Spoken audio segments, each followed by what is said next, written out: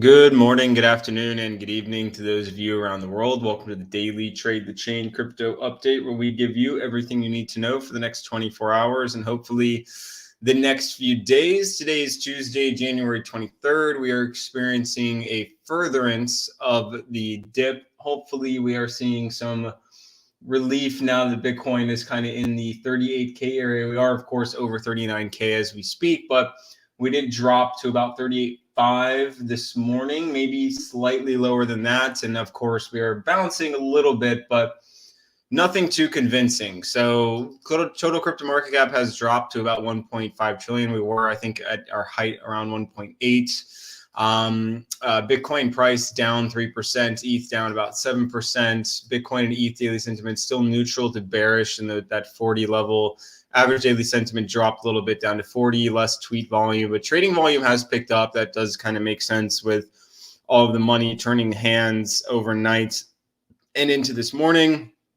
And of course, stablecoin exchange flows, a lot of pulling out over, towards the end of the day yesterday, a lot of, adding back onto exchanges today. So very mixed. I'm not seeing massive exodus, in terms of stables, which is certainly positive, but of course, market cap is dropping, and that, goes along with Bitcoin kind of capitulating a little bit due to the GBT situation that we talked about yesterday. So looking at Bitcoin sentiment, very, very flat, no material change. Hopefully once we see this start to curl up back into bullish territory, we'll start to see that selling abate.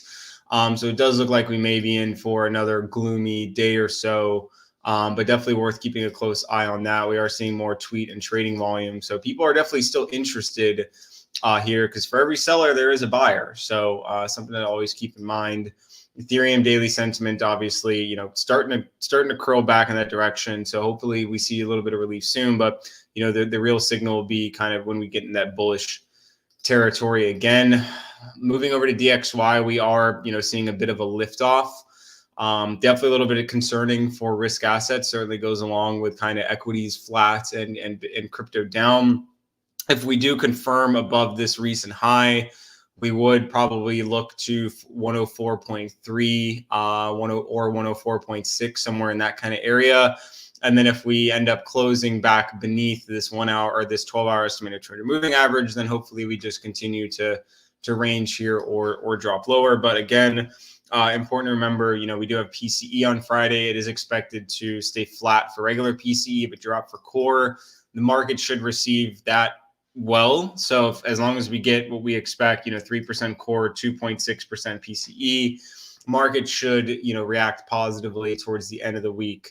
Equities, although DXY up, equities just flat. And again, we are still well above those highs. The previous high was 48.20. So we're, 30 points above that.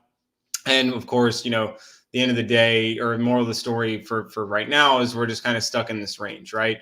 So until we break above, 48.68, 48.70, however you want to look at it, or 48.43, until we break above one of those two levels, we're just sitting in a range. So if we break, below 48.40, 48.42, shorts down to 48.20 looks good. If you get above 48.68, then you'll start to kind of creep up towards 4,900. I would expect this, especially with DXY moving higher. If this does start to creep higher, at best this is probably going to stay flat. Maybe we tap 48.20 again. But obviously, best case scenario for us is this stays above 48.42, 48.40, and at least, ranges or starts to kind of drift up a little bit. So nothing, too crazy for equities. But again, the scary part about current positioning is that if we drip back down and deviate, this creates, an interesting opportunity for shorters who are going to try and want to short that back down to at least this low or maybe this high.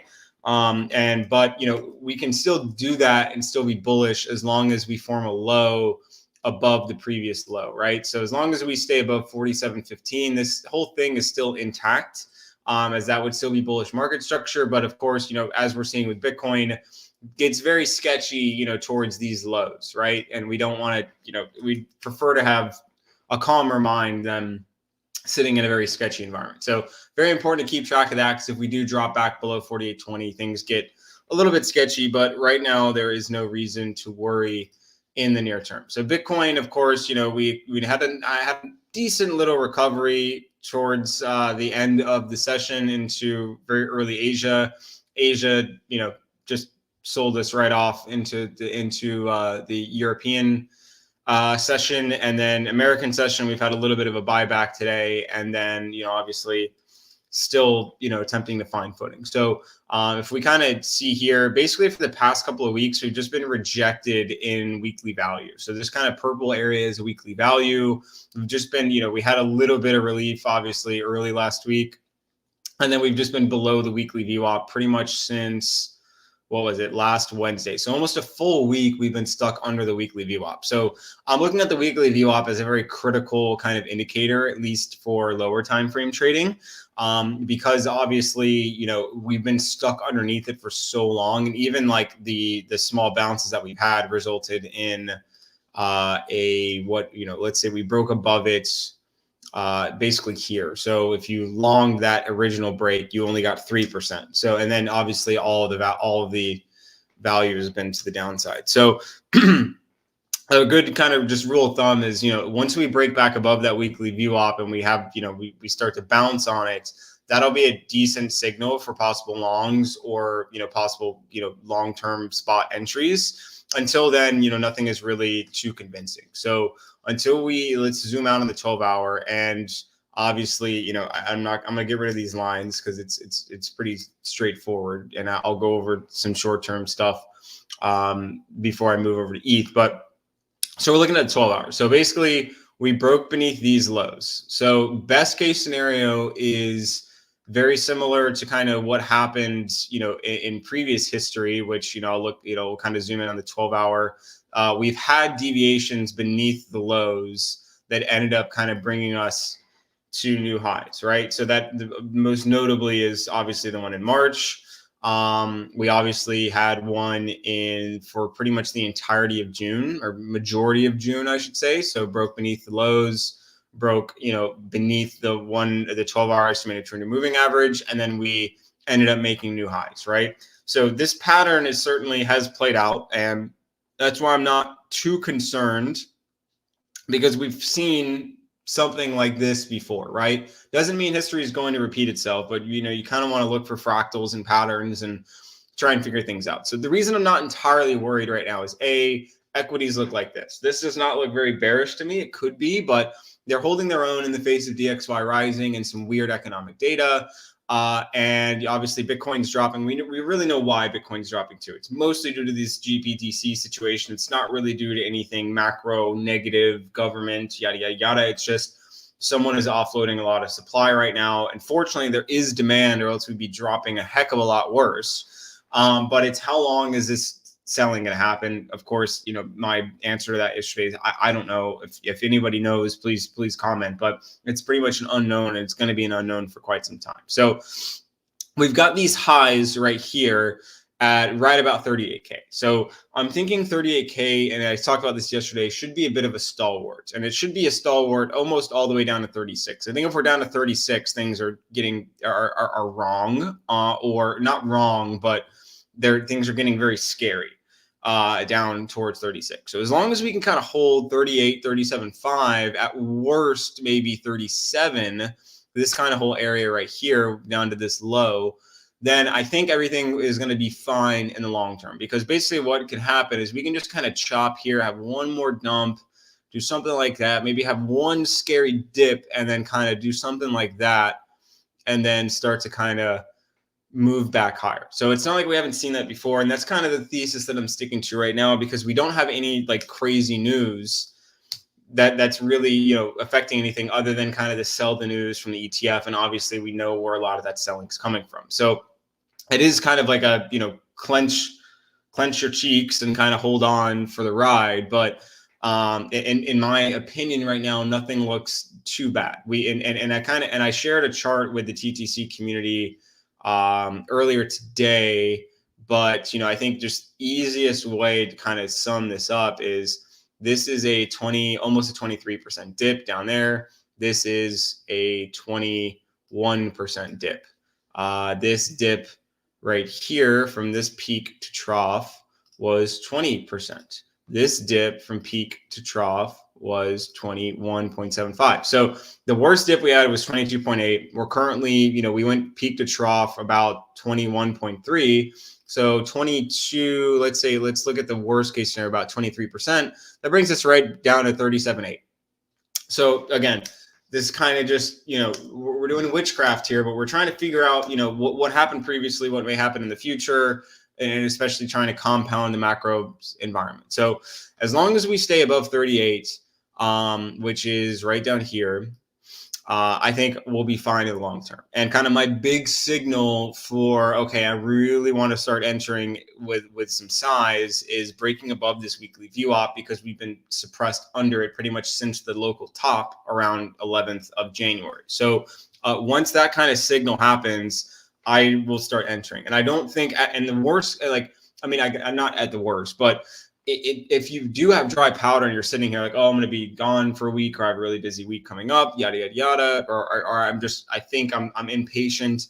I do think that starting to dip your toes in at these levels is not the worst. I mean, you're technically kind of still catching a falling knife, but I think, when you kind of look at the whole situation, 38K line in the sand, you can ditch your crypto at 36. If things get really hairy, and only have a couple percentage loss for, a very, high risk, type of reward. So I have not started deploying, but today I have made sure that my money is available to deploy. And I will start, dipping my toes in depending on, this weekly VWAP, or, a strong reaction to the 30K level. Moving over to ETH, it's not going to be too different than Bitcoin. We did have a sizable drop, and I did mention yesterday kind of 2100 is my line in the sand. So 2100 is very similar to the 38K for Bitcoin. Again, we still have bullish market structure. It's bouncing on the 12-hour estimated 200 moving average. We have experienced deviation dips before, very similar to Bitcoin. And so, I'm not very concerned yet. I want to see what happens if we get down to 2100, or maybe probably more like 2120. 20, basically between 2100 and 2120 is going to be where I'm going to be paying very, very close attention for ETH. And yeah, so we know we're kind of sitting at a big support level. We basically got all of this area is going to be support, and we have, some moving average support right there too. So getting down to the 1 hour, we did take a sizable tumble, smash through a few support lines, but we did, hit it pretty hard here at 2165. So if we can hold 2165 and get above 2224, 2252 is next, above 2252, 2304, above 2304, 2356, and then above 2356, you can start to talk about, 2400, low 2400s, 2440. I'd probably look at, maybe 2413 first, just because it's that low right there. But it's definitely going to be a long slog for ETH, but these are your levels right here: 2164, 2224, 2252, 2305, 2355, and then 2443. And then below 2165 is 2117, and then 2100 flat, and then 2071. So that being said, we're going to go ahead and get out of here. There's not, too much happening today, very similar yesterday.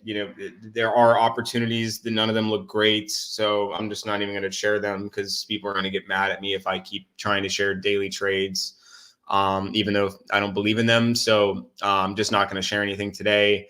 My advice is, we're definitely seeing some interest here. There's definitely a lot of volume starting to pour in during this dump. So that's definitely good to see. We're nearing very critical levels, but we're in an environment that we have been in before. We still have good news on the horizon. Hester Pierce was just talking about Ethereum ETF approvals today. I saw a tweet about that. And so, I'm still bullish long term.